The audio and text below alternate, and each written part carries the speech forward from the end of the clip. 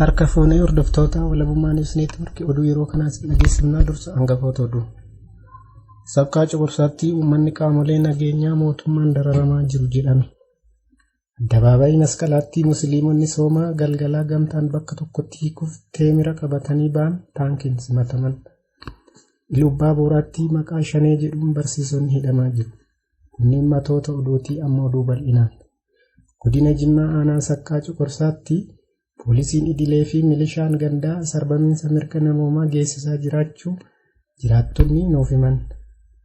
Hanichatti hawaasni guyyaa guyyaan doorsifamaa fi dararamaa jiraachuus maddeen keenya nuuf himaniiru.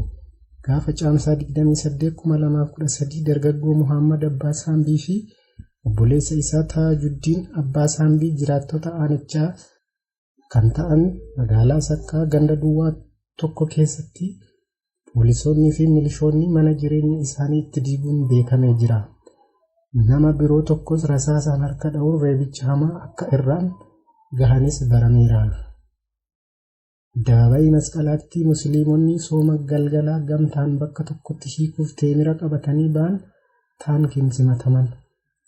Hordoftoonni amantii Musliimaa kun kaleessa gaafa caamsaa 2013 Addabaabayii Masqalaatti gamtaan afaxxaruun yeroo deemanitti poolisii federaalaan ittifamu jiraattonni ibsanii jiru.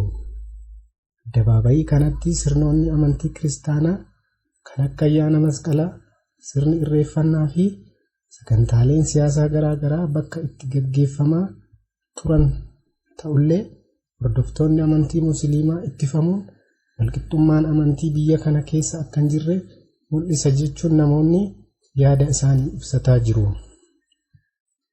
Addabaabayicha irraa uummata ittisuuf poolisiin federaalaa taankii bakkichatti kan mul'isaa ture yoo ta'u, uummata bittinneessuuf kilaashii dhukaasaa akka turanii fi boombii aaraa illee akka fayyadamanis beekamee jira. Iluu Abbaa Booraatti maqaa Shanee jedhuun barsiisonni hidhamaa jiru. Godina Iluu Abbaa Boor aanaa Haluu mana barumsa Dibdibbee irraa barsiisonni maqaa Shanee jedhuun qabamanii hidhamaniiru.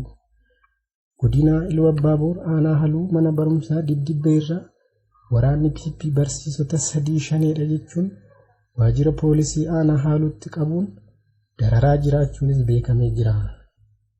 Maqaan barsiisota qabamaniis Barsiisaa Malkaamuu Tolasaa, Barsiisaa Garramuu Abdiisaa, Barsiisaa Dabalaa Taaddasaa fa'aa kanneen hidhaman ta'uun baramee jira. Oduu yeroo kanaaf qabnus kanuma.